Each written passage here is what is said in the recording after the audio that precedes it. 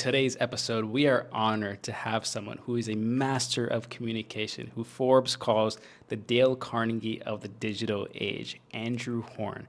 I've been blessed to have Andrew as my mentor and coach for the past 4 years. He has radically changed and shaped my life.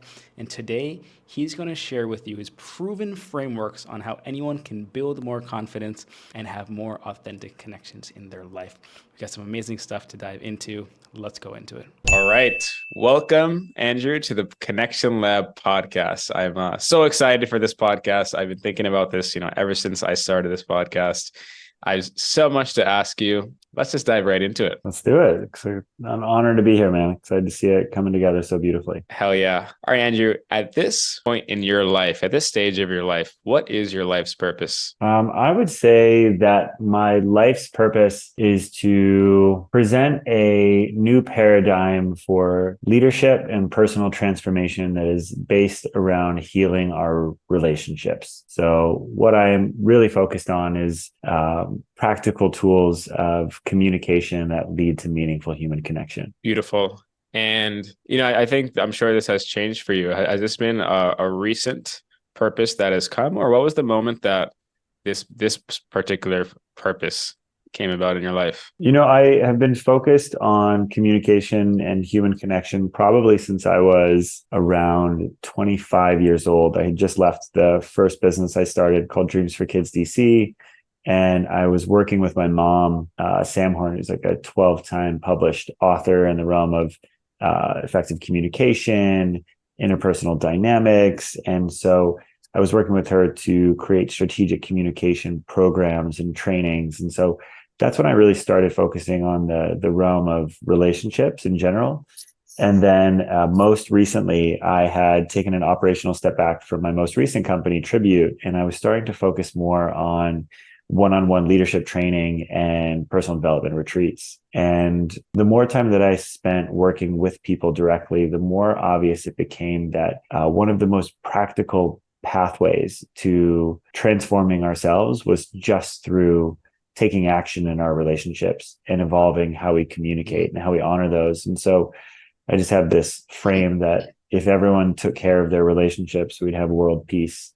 And so I'm trying to make that vision more accessible to everybody on earth. Beautiful. Of course, connections is a core part of our fulfillment, of our happiness, our well-being as human beings.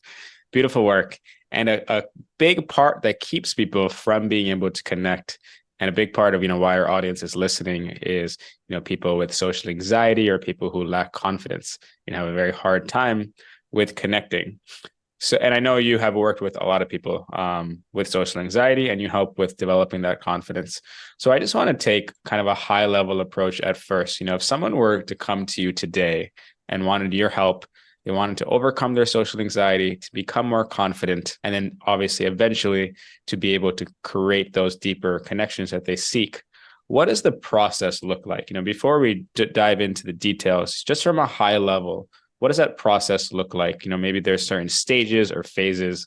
Yeah, what does that look like? Well, I think it's helpful to first contextualize like what is social anxiety when we talk about that. And so the literal definition of social anxiety is simply the fear of judgment. So social anxiety is the fear that our actions, our words will be judged, will be ostracized, and potentially removed from the communities that matter to us, whether those are friends, families, work groups, you name it. And so if social anxiety is a fear of negative judgment, what's really important is to understand that so much of the tension, the anxiety, the resistance that we feel due to social anxiety is just caused because of the stories we fabricate about how people are going to respond to what we say.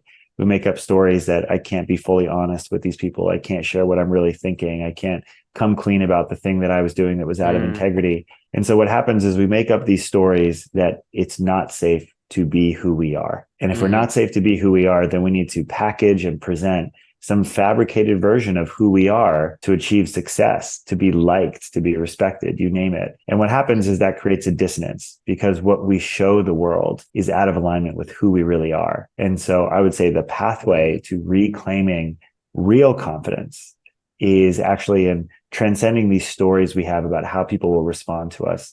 It's about getting in touch with our authentic present moment experience and coming up with practical tools to share that authentically and pragmatically with the people around us. And as Yeah, you I know, mean, I have a very specific pathway to do that. absolutely. We'll dive into that in a second. And yeah, you mentioned people have all these stories that they're accumulated for many, many, many years. And they become conditioned to these stories. How do you break free from these stories that you've been conditioned to for so long? The first step is awareness. And so Mm-hmm. I'm a student of a modality called Gestalt awareness practice. Mm-hmm. And the founder of that is a man named Fritz Perls. And he says, with awareness comes choice. And so the first step to integrating these stories that our mind has made up about who we are, who we need to be in the world, is to simply become aware of what they are. And so by asking ourselves, like, what are the limiting beliefs that I hold about how I am perceived, about what I am capable or incapable of? We just ask ourselves, it's like you think of pillow talk. When I'm up alone in the middle of the night and I'm thinking to myself, like, I'm never going to do this, or these people don't like me, or whatever that might be, we just first need to make a list of what are the limiting beliefs that I say about myself, right? It's that people don't think that I'm smart. I'll never make enough money. I'm a bad person. I'm unlovable. I'm not enough.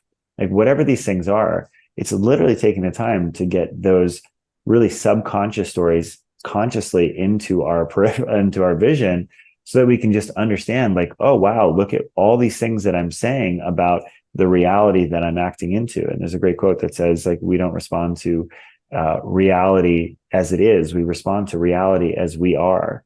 And so if we have all of these unconscious stories about what people think of us and how the world works, then what happens is we become evidence collectors for these stories to be true.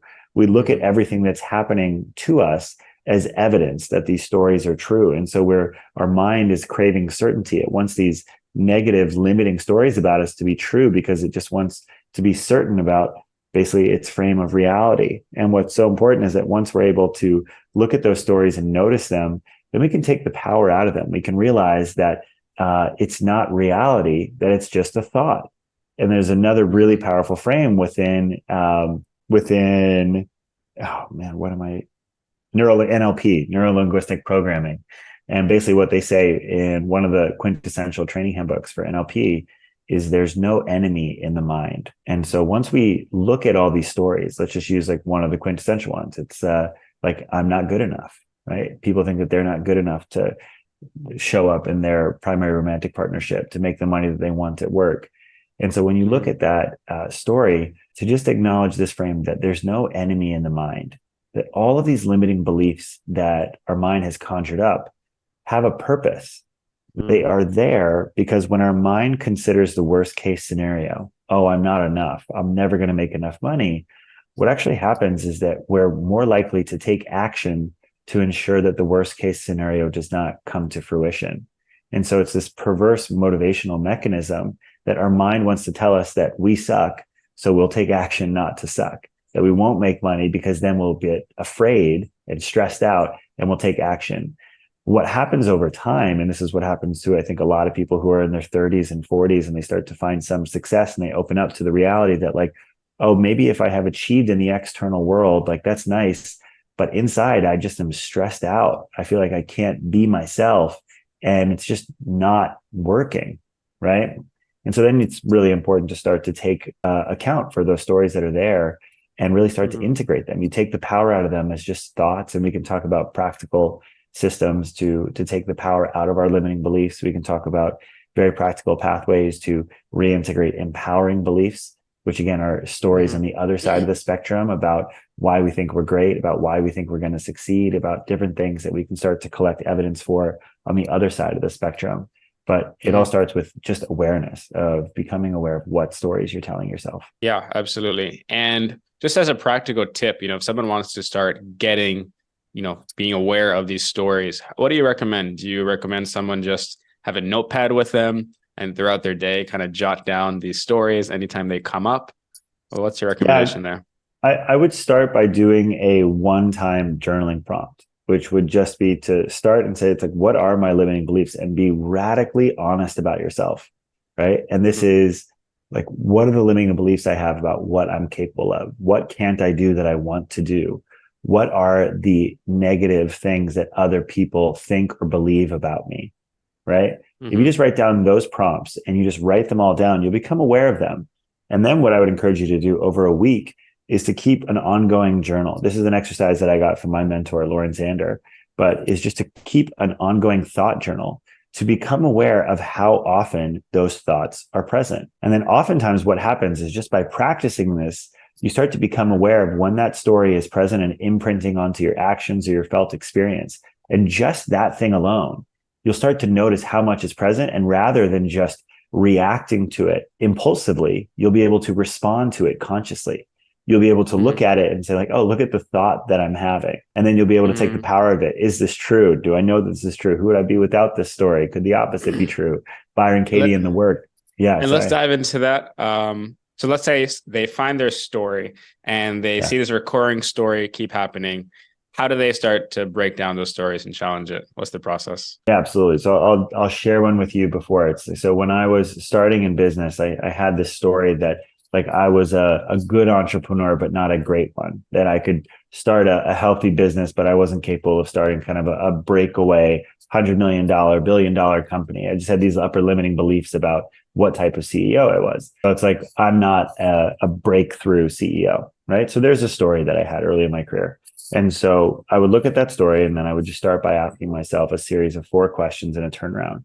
And this is a process that was coined by an incredible teacher named Byron Katie. And she has a book called Loving What Is. But probably for one of the most efficient uses of your time, if you care about building confidence and more authentic expression in the world, just check this out. Just Google Byron Katie the work, and you'll get the worksheets there. They offer it for free on their website. And so the 4 questions in the turnaround are: number one, is this true? So I'm not a breakthrough CEO. Is that true? My first instinct is like, yeah, I'm not. I'm not that. And then the second question would be, can you absolutely know for sure this is true? And it's like, Mm-hmm. well, I can't know for sure, right? Like something might happen and like some cool things will happen. So no, I can't know for sure that that's not the truth. And then it's like, okay, number three, acknowledge how the story is already impacting your experience of reality. So when I accept the story as true, how do I respond? It's like, well, when I feel timid around successful entrepreneurs, I feel anxious asking for money.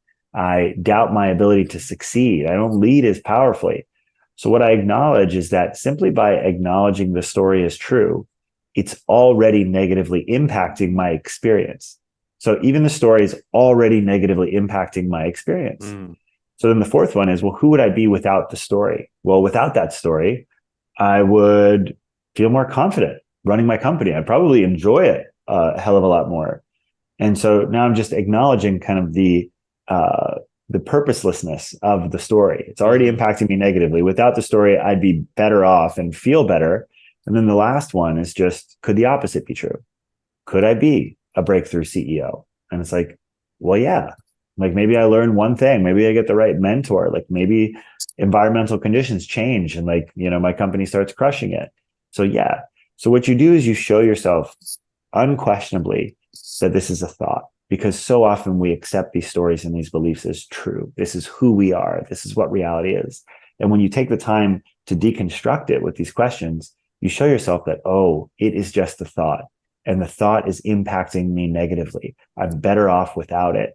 And when we can consciously do them, then what happens is we just start to detach our grip so tightly onto these beliefs, and we can come back more in touch with reality. Rather than acting on these stories, we can start to direct our actions from a much more internally centered and grounded place that's aligned with who we really know ourselves to be and how we'd like to operate in the world. Mm-hmm. So the 4 questions are: is it true? Do I know it's true? Who am I when I believe this is true? And could the opposite be true? The fourth one is, who would I be without this So who story? would I be? Okay. Yeah. Like, how would I respond without this story? And the fifth question, which is kind of the turnaround, they say, is, could the opposite story be true? Mm-hmm. And I think And a the key second, part of yeah, yeah, I think a key part of this is that these are all stories. There is no objective reality to really any of these. And the real question is the story true? Is the story serving me? and you want to be like your own best friend in your mind and only choose stories that are going to serve you. Yeah. And again, it's what I oftentimes say about this process is that it's not about getting rid of the stories. It's about having a conscious response to them. It's like such a big Mm, part of my process through Gestalt awareness practice is this idea of welcoming everything. Like, can I welcome everything? So when this story pops up of like, you're not a breakthrough CEO, rather than judging it or making me feel less than or comparing myself to other people, I just get interesting. I get curious. Oh, I wonder why that's there. Probably because I've had that thought for several years and it's motivated me to go and try and be a really excellent CEO while it make me feel like shit in the process. So I can welcome that in there. And when I notice that mm, thought, now I get to have a conscious response to it, which is like, oh, like I understand that thought and that fear. I don't want to use that one. There's a much healthier place that I can motivate myself from. And that's coming from a place of mm-hmm. authenticity, from curiosity, from deep purpose for what I'm working on. And I'm going to choose to derive my motivation from those things as opposed to these fear stories that are totally fabricated and made up. Mm-hmm. So it's important not to fight these stories and just kind of fight inside your mind. It's Yeah, just more important to it's have awareness.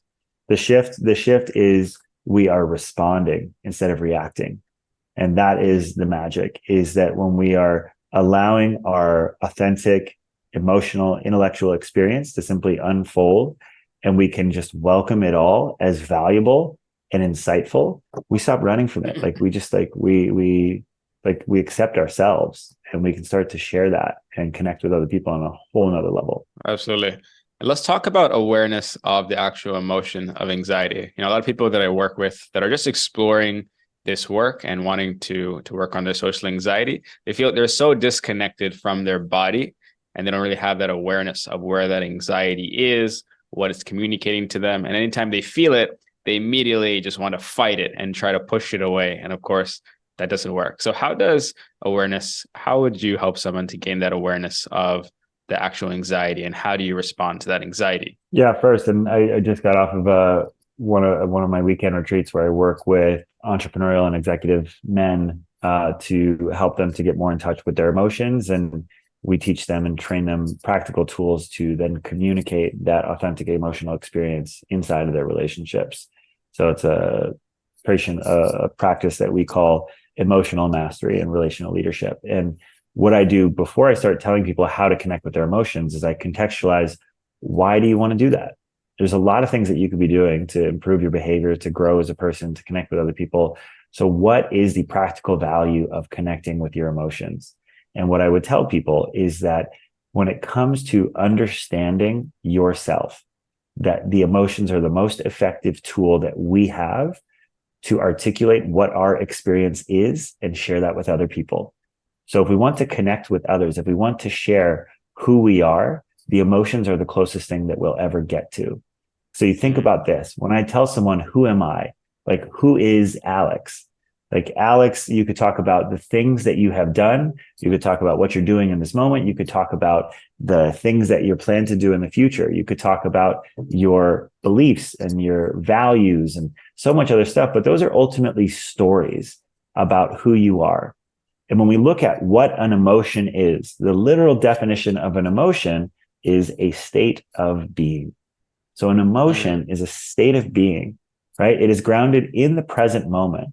And so I have an amazing friend and intimacy coach named Stariel Hope. And I once asked her, what's the number one thing you wish all people knew to cultivate intimacy in their lives? And she said, emotion shared through physical sensation in the body. Emotion shared through physical sensation through the body. And I immediately got that because if I tell you, Alex, that like I am feeling energized in my chest right now, energized is a state of being. I'm telling you, it's in my chest. You have a chest too. So you can almost feel that coming from my mm-hmm, body right now. It's happening right now. So, in terms of who I am and what's real for me, that's about the realest thing that you're ever going to get to understanding who I mm, am.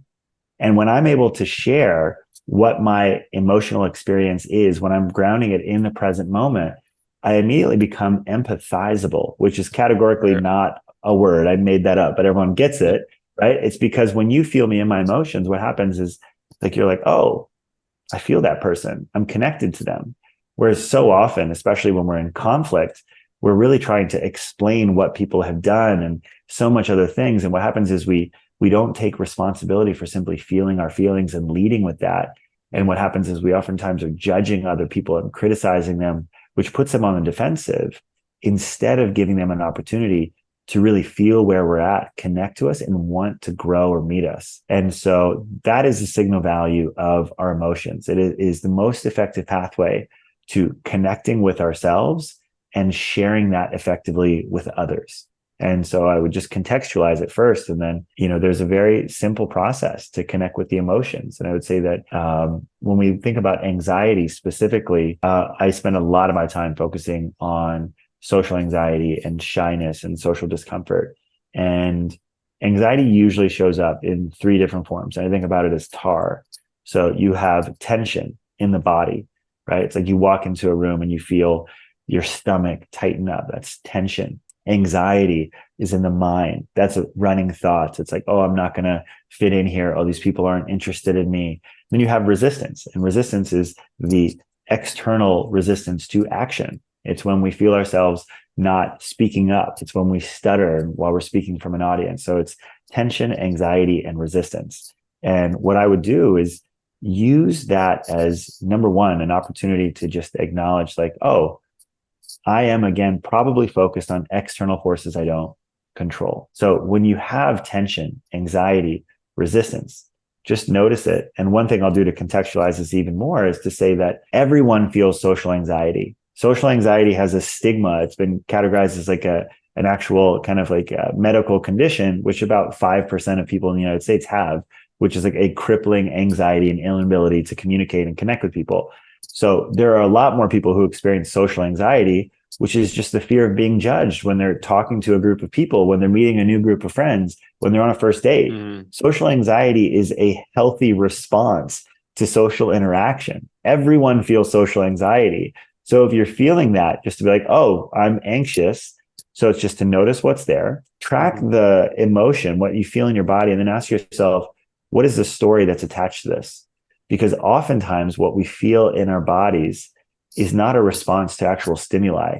It's not because someone is cussing us out. It's not because we're about to get hit by a runaway car. It's because we have a story that something is going to go wrong. And so we can just track like, oh, is this emotion the result of something that's actually happening or a story?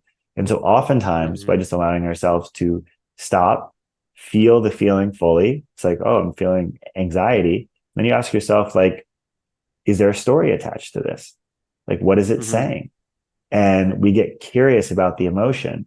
And then what happens again, it's that when we can shift our approach and our response to our emotional state to one of curiosity, what we're able to do is again, not eliminate the emotional response that's undesired, but integrate. We're able to take what it is that we're feeling, to gather the wisdom that might be available into it, and then to get back into our life. So that would be the initial process of how you would start to engage your social anxiety consciously, is to pause, do nothing, is to feel the feelings, articulate to yourself like what is real there, ask if and there's just going a little yeah. deeper on how to feel those feelings. Like, do you breathe into it? How much time do you put into it? And maybe what are some things people can do to go deeper into that feeling? Yeah, totally. So there's within Gestalt awareness practice, there's these set roles when you are kind of reflecting for somebody or helping them to explore their present moment experience. Some really helpful questions, if I were to provide a practical step-by-step framework that you could look at, would just be, what do I feel in my body? So just ask yourself, like, what do I feel in my body? So if you're feeling anxiety, the way that might sound is like, I feel a clenching in my stomach. So we would just start there. Then once you've identified where the physical sensation rests in your body, you can ask yourself, what is the emotion behind that? So if it's a clenching in your belly, I would say like, I feel clenched belly and anxiety. You say that, right? And then what I would do is I was actually try and embody the anxiety. I'd say, if the anxiety had a voice, what would it be saying? So you actually try and give the emotion a voice, speak from it. If the anxiety had a voice, what would it be saying? You can ask yourself, does the anxiety have a message for me? Is there something that it wants me to know? right? Mm-hmm. Another really powerful thing you can do there is to speak directly to the anxiety yourself, which is to, if I were to acknowledge the anxiety, what would I say to Mm-hmm. it? Right. So if I have a message to the anxiety, I'm like, hey, I get that you're here. I just want to let you know that we're safe, whatever that is, Mm-hmm. but consciously speaking to it while it's there. These are just a few of the questions that, again, will, rather than running from it, or like for most of us, like we don't engage the emotions because we don't understand them and we judge them. And so what happens is Mm-hmm. they end up imprinting onto our behaviors and our actions totally subconsciously. And what you're doing by asking those questions is you're starting to develop a conscious relationship with the emotions, where you can actually start to embrace the entire spectrum of our emotional worlds as valuable and having important information that are going to help me to make more informed decisions and aligned action. Mm-hmm. So you don't push away the anxiety, you don't fight it. You kind of just have this, you're kind of just observing it from a sort of detached angle. And you're just kind of inviting it in and being curious, like what is here? What is it saying? What message does it have for me? And most of the time, it might be some story or something that is illogical. And then asking maybe some questions of like, if you were going to talk to it, what are some questions you can ask it to kind of debunk this story? Yeah, Does that sound I right? would. Yeah, I would say again, it's even more so than witness. It really is getting curious about it. It's like I Mm-hmm. think that there's an engaged aspect to. There's something about the noticing, but I think Mm-hmm. also when we start to extract the wisdom of the emotions, a lot of that is in the curiosity. Absolutely. Okay, so this is a huge, important like step or phase. All right, it's part of the entire journey of just having this awareness. Once people start tapping into this awareness, they find these stories, they can challenge it, they can feel their emotions.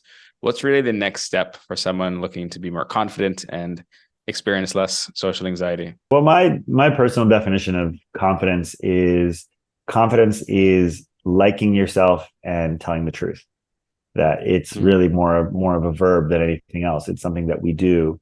And so I think what's really important to anyone who wants to cultivate confidence is to really ask themselves, like, do I respect who I am and how I'm operating in the world?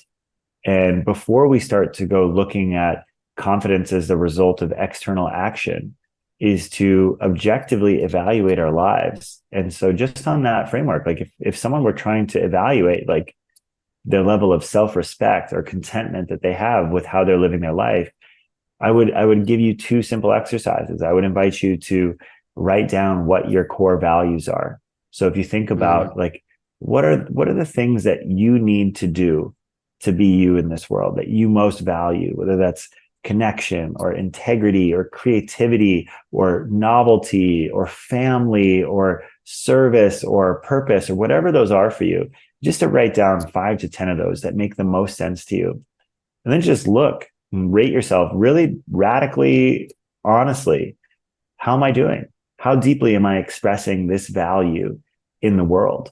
And I think that so much of Mm-hmm. confidence just stems like not because people are receiving positive validation, it's because they like who they are. Separate Mm-hmm. of any sort of externality or anyone looking at them, they look at their values and they say to themselves, like, I am living a life that I'm proud of. And you can just start there as a way to be like, and if I'm not at a 9 or a 10 in that value, what do I need to be doing to start living that life? And it's not about being Mm-hmm. fully actualized. It's about being on the path to doing that. It's about knowing that if I'm at a 6 in one of these things, then guess what the next fucking thing I'm going to do when I wake up in the morning is whatever I can do that's going to be of service to that value. And so I would start there, that without this aspect of liking yourself, of respecting yourself, of being in integrity with your values, that no amount of external validation is going to flip a switch where you feel confident Mm-hmm. with other people. And so it starts there. And once you have really, courageously looked inwards at yourself and how you're living your life, then it comes down to telling the truth.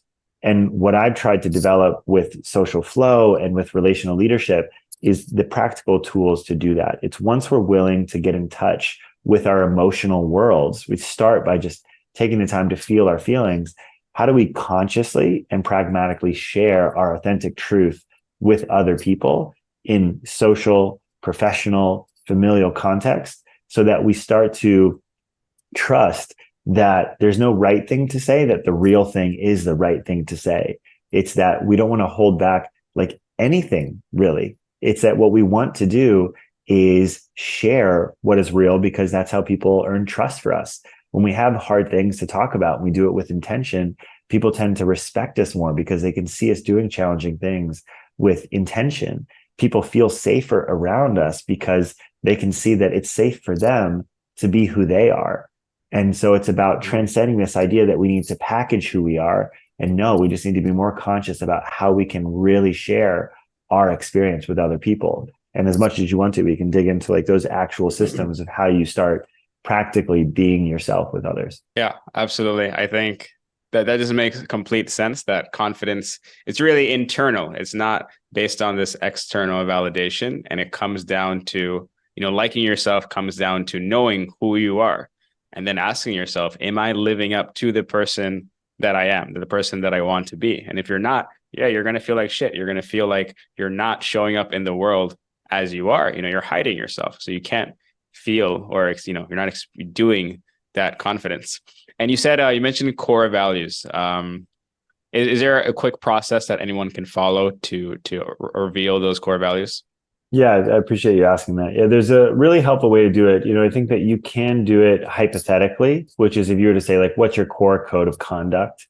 And you look at every Fortune 500 company in the world, and when they're onboarding an employee into their culture, what's the first thing they look at? Here's our mission statement. Here's our vision statement. Here's our core values, right? And why do we have core values? Because when we have core values, that's showing the thousands of people in those organizations, here is the behavior that is aligned with who we are. That's going to help us to achieve our mission. Same goes for personal values. It's like when we think about what it is that you're here to achieve, what is it you're driving towards, your values are what are going to help you to do that. And so you can do them hypothetically and list them out. Again, I said 5 to 10 are usually a helpful number to keep them to.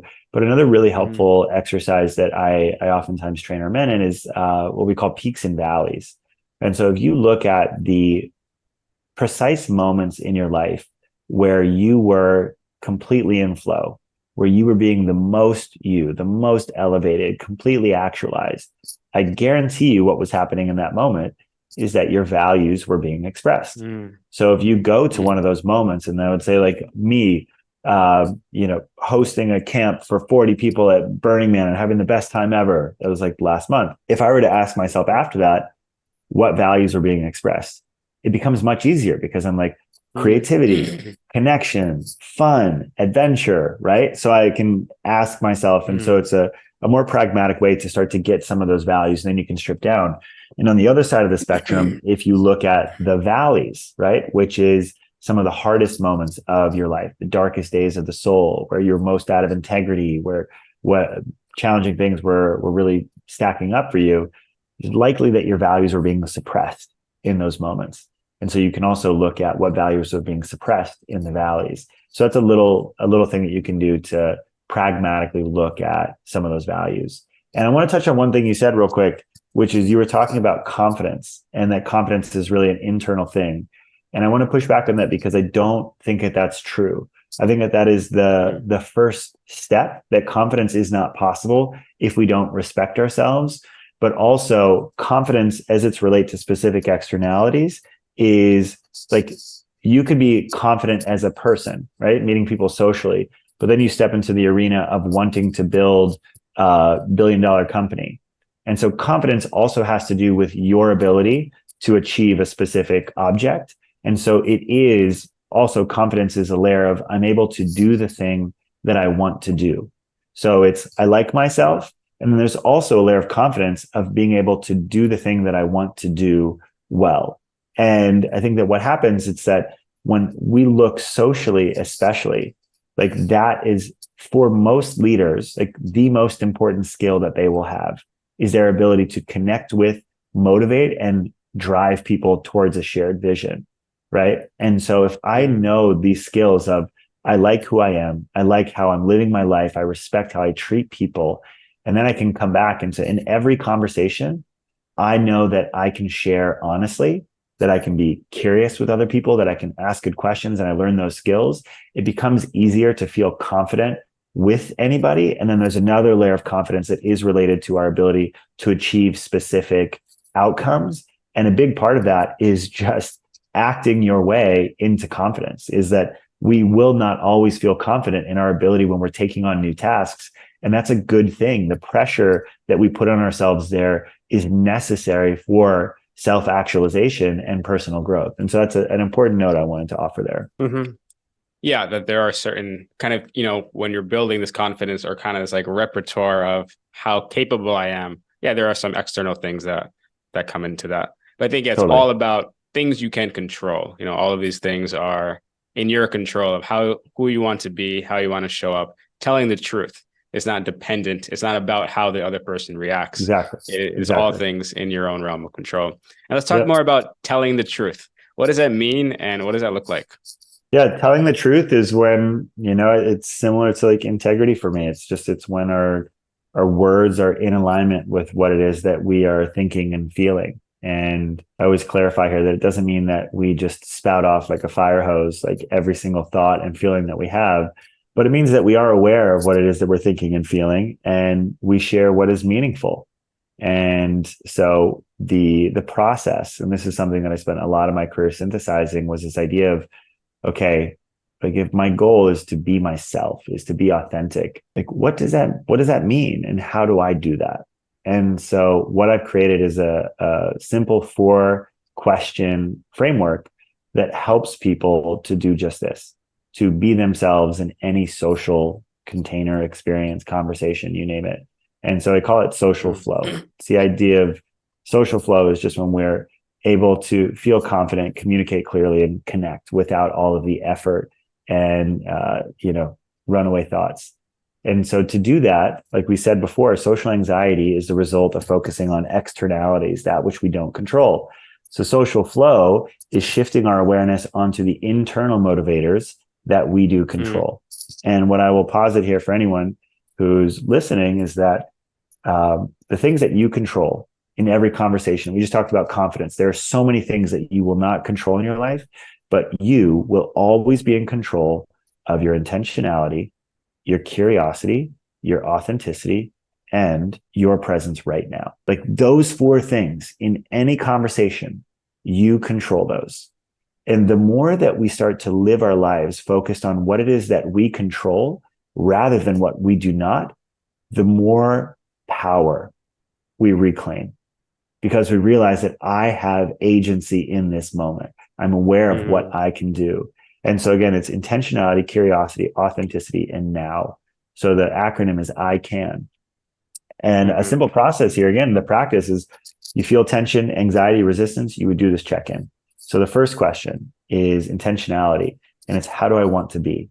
And so rather than just reacting to our external stimulations, you go into important conversations, meetings, clear on how you want to be, how you want to feel. So I would say going into this podcast, I would say, I want to be present, I want to be funny, and I want to be loose, right? So now simply by shifting my attention on how I want to be, it's easier for me to focus my actions and my behavior in accordance with how I want to be rather than reacting to the external situation. In essence, I become, yeah, go ahead. And do you imagine that happening in your head? Like when you're thinking about the intentionality, are you feeling it Yeah, now? so I work with a lot of CEOs and people who are getting ready for public presentations or just other clients. And there is a helpful process that's called anchoring, which is especially in moments where you have something that is a high impact moment. For you, that could be going on a really important date with someone. It could be giving a TED talk. But if you have an experience that's really important, requires the best of you, if you're clear about how you want to be, you can imagine almost meditating into the last moment of that experience that you have coming up. So oftentimes I'll do this with people who are speaking, and I'll say, okay, what does a room look like? And they'll be like, oh, it's an amphitheater. It's 1,000 people. So I'm like, okay. I was like, what are the last words that you say there? And they'll be like, and that's when I knew, like, this was the thing. And I'm like, okay, great. Now I want you to just meditate into those words. And they're like, what do you see? Everything's gone right. Like, how are you acting? They're like, I was confident. I was funny. I was present. And I was like, okay. And like, what does the audience do when you're done speaking? It's like, they're like standing up. It's a standing ovation. And I was like, great. And then I'll check in. I'll say like, how do you feel in your body right now? And they're like, I feel fucking ecstatic. And I was like, great. Isn't it amazing that you can feel the way that you Mm, think you'll feel when it's all done in this moment? And so mm-hmm, it's like, well, why would you wait to create that? Like, this is the power of our awareness. It's because all he did was tap into a prediction about the future that was positive. And look at the feelings mm-hmm, in their body, right? He's ecstatic. And so it's think about what's happening on the alternative side, which is what most of us are doing all day. We're not thinking about the public presentation going great and having a standing ovation.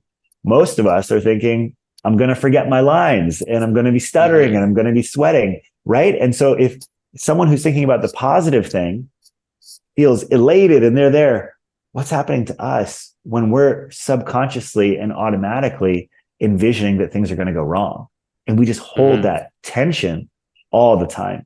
And so that's a powerful process, and we call it anchoring, but it's knowing how you want to feel. And then in those important moments, you can envision all the way out to the future and notice like, oh, wait, I can already feel this way. So why would I delay it? Mm-hmm. So you can be very intentional of how you want to feel. Actually, feel it right now, so you know exactly what it's going to look Totally. like, and it's going to And then prime it's you into that state.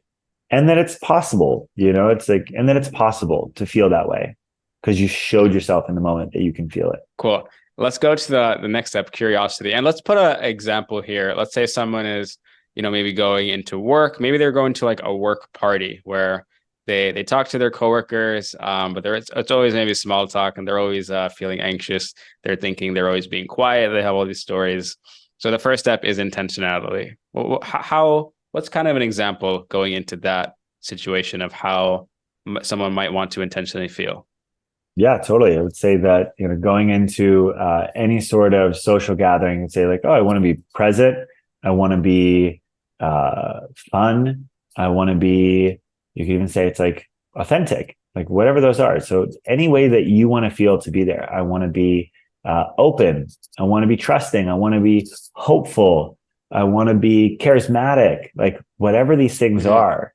But just allowing yourself to focus on, like I feel like elevated and saying all those things, right? Like just for Mm-hmm. being awareness of like all that's possible. So before they Um, go, just kind of sit down, take a pause, and be intentional what they want to feel, and kind of imagine and feel it right now. yeah, totally. I was like, wow, what would it feel like if I was that way for the entire meeting? Like, how would people respond to me? Mm-hmm. And like allow yourself to envision the positive outcome, see what happens. Absolutely. And then what does curiosity look like? Totally. So curiosity is just an anecdote to one of the fundamental like loops that keeps us in anxiety, which is self-consciousness. And so what is self-consciousness? Self-consciousness is a hyper awareness of self. So self-awareness Mm, is a good thing, right? It's just an awareness of self. I'm aware of my body, my thoughts in space. It's good contextualization. But when we think about self-consciousness, it's when we're hyper aware. It's like when we think mm, about if I'm having a conversation with you right now, which we are on a podcast, but if I'm thinking about like what I need to say and how you're thinking about me and like whether or not you're enjoying this thing or whether your audience, so now I'm processing all these other thoughts while also trying to think about what it is that I'm going to be able to say. So my ability to articulate my own thoughts is severely diminished. And so the antidote to self-consciousness is other consciousness, is to simply focus our awareness on what I want to know about the people I'm going to meet. So the question for curiosity is, what do I want to know? So it's anytime you're going on a date, whether you're going on a job interview, whether you're getting ready to pitch an investor, to ask yourself, what are the things that I most want to know about this person? And what you mm, will show yourself is that I don't even need to say anything about who I am to connect with this person and to drive a conversation forward. And if you've ever been in a professional meeting or in a social gathering, it's like, what's your experience of someone who's genuinely asking you questions and interested in the answers? We yeah, it's typically amazing. we typically like those people because we Mm-hmm. can feel that we matter, that Sure. they care. And so as we start to do this and you start to hone your curiosity, what also is beautiful about this is that you actually get to create conversations that you're interested in being in, right? When you Mm-hmm. focus on the questions that you want to know, you can start to skip, where are you from? What do you do for work?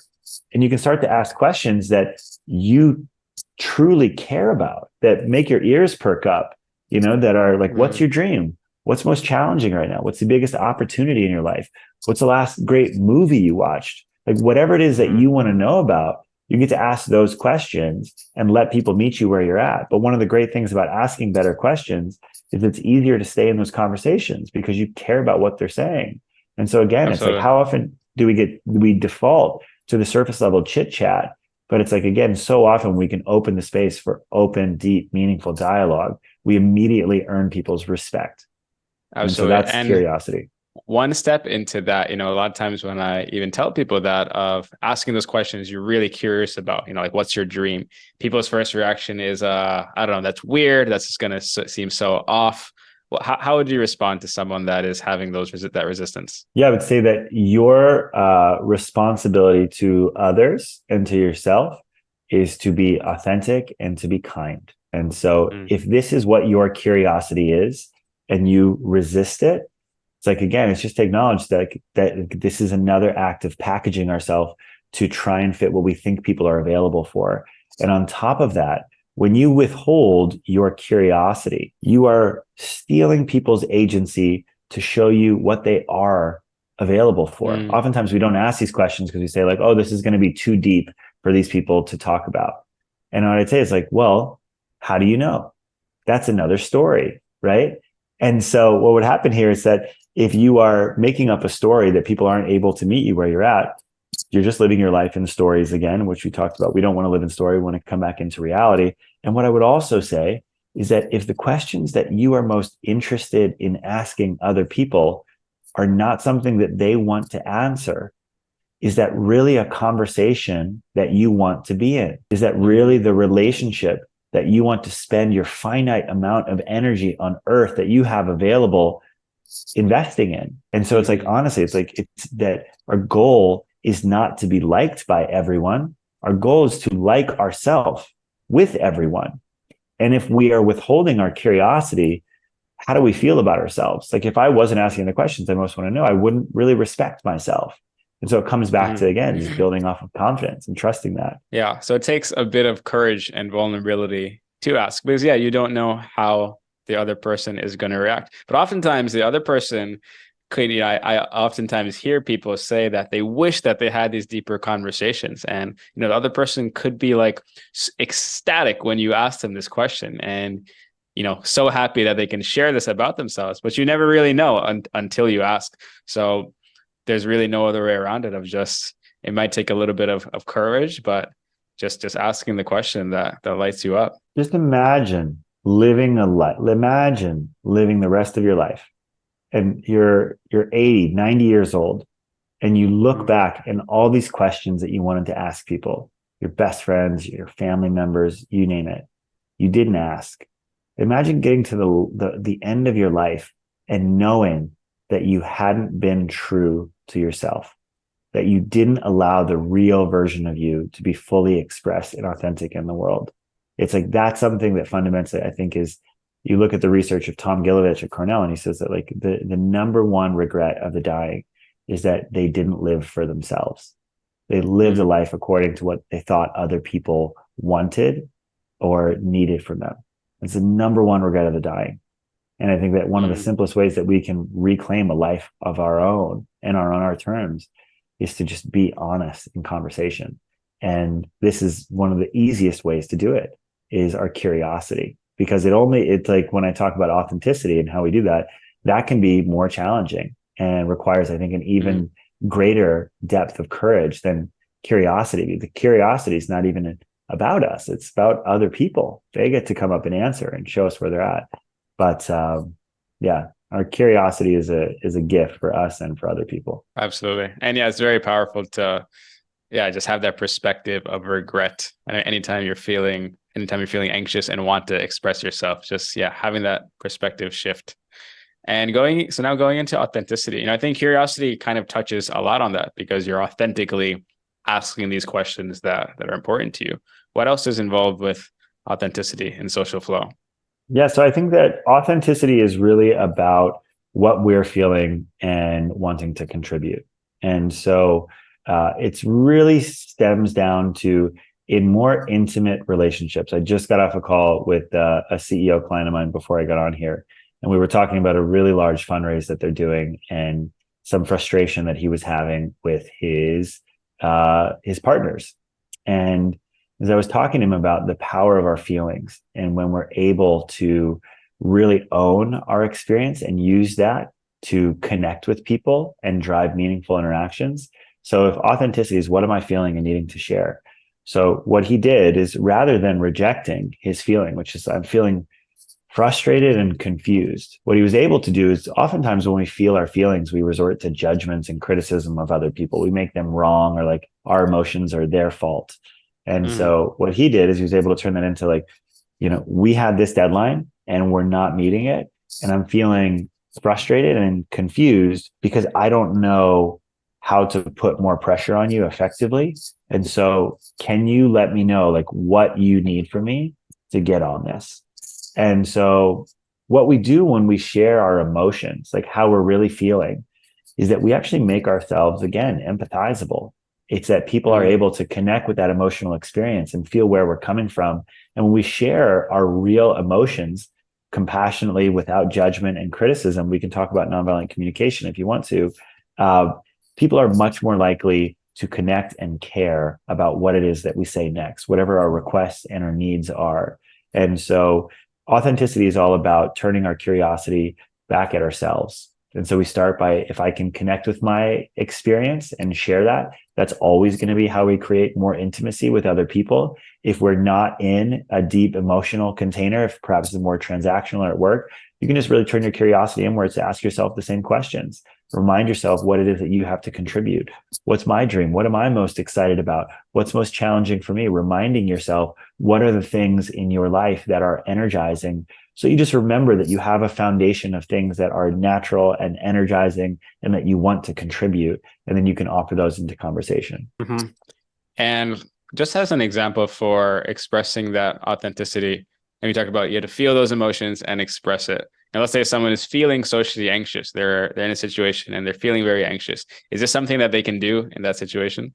So this is where a level of discernment comes in, which is discernment is like, is it meaningful? Like, why do I need to share this right now? Because we'll have Mm-hmm. a ton of emotions. And so discernment really comes down to your personal uh, perspective on a matter, right? And so what I would say is that if you're feeling anxiety in a bar with other people, just ask yourself, like, is it meaningful for me to share this? Or am I just having this emotion that's there?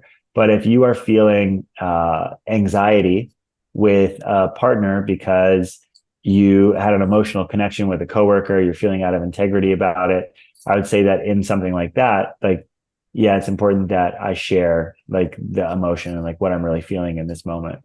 And so I think that there's a level of discernment. I don't think that with this one, there's an objective stance on it. But what I will say, it's like by owning that, if it is meaningful to you because you want to connect with people in a way where like your full spectrum of emotions is welcome and you say that to yourself, then absolutely, like, you can do that. But it also doesn't mean that like right when you're meeting someone, like there is something to be said about there's a frame within Alcoholics Anonymous. They call it floodlighting, is that what a lot of people will do is that you can imagine people in AA, people with substance abuse, they have oftentimes a lot of challenges and things that they're dealing with.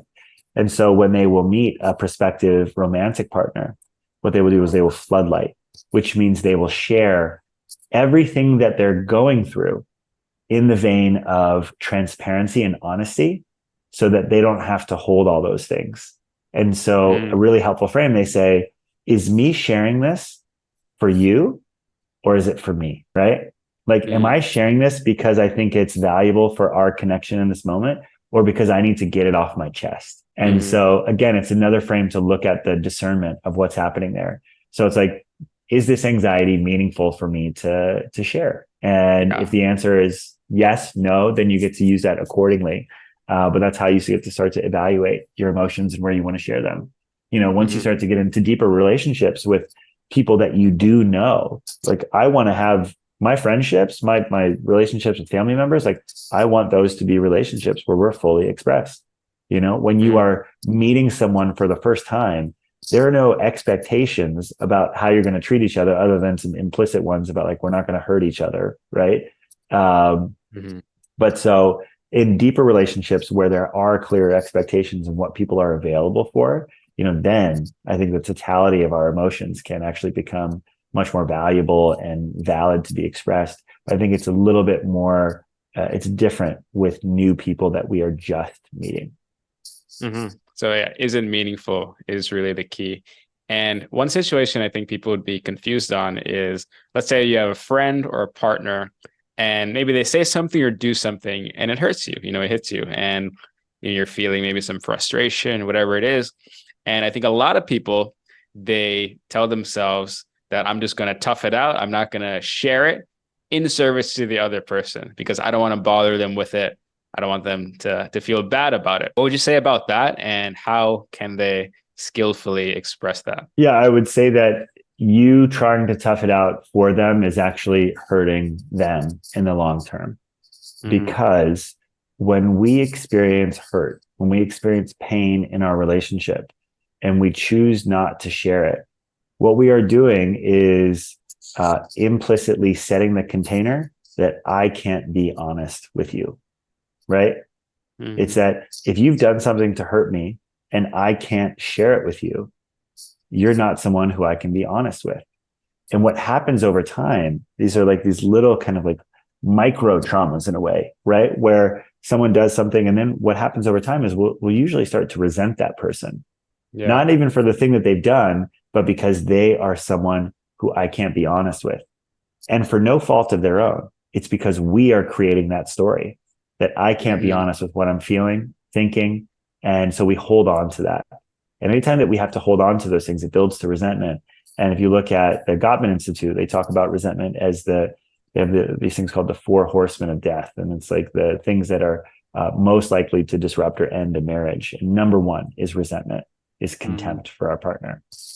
And so what I would say is that a lot of times when people hurt us, we don't actually feel our feelings or know how to do that and share it without criticism and judgment. Usually, what we are doing, which is a natural way for the mind to work, but very counterproductive for creating harmony, transcending conflict, and creating collaborative relationship, is that someone does something to hurt us, right? So it's like a friend didn't invite us to a party with some of his other friends, and we're like, well, I don't want to be I don't want to be self-conscious. I don't want to make it a big deal, but we're hurt, right? And now we feel anxious around our roommate. And so the conscious way to experience this is rather than saying like, hey, like you were a jerk, like, and didn't invite me out with your friends. It's like, so when I call someone a jerk, instead of sharing my feelings, like immediately they are on the defensive because Mm-hmm. they're not a jerk. Yeah. They've been a good roommate. So as soon as we offer a criticism or a judgment of somebody, we put them on the defensive, and then we're not doing what we talked about before, which is creating this space where we can be empathized with. And so, what you can do by first just owning your experience and speaking objectively, this is another powerful frame that I often talk about, is objectivity means we are making statements that are objective facts, right? So if I say to my roommate, you never invite me out with your friends, right? He might say like, well, what about like 2 months ago? Like we went out to dinner, but like because he didn't invite me this time and a couple of other times, I'll say, you never invite me out with your friends. We use hyperbolic Mm-hmm. assessments. So now again, when we use generalities, hyperbolic assessments about people, they're defending instead of me Mm-hmm. saying, hey, like last Tuesday, you didn't invite me out with your friends. That's objective, right? Like that happened in Yeah. reality. We can look at that. So that objectivity, when we talk to people, is super important. Am I being objective with what I'm saying? And like you really want to be within conscious leadership, they talk about that as being unarguable with. And I'll show you how this whole frame of communicating makes you unarguable with. So it's like last Tuesday, you didn't invite me out with your friends.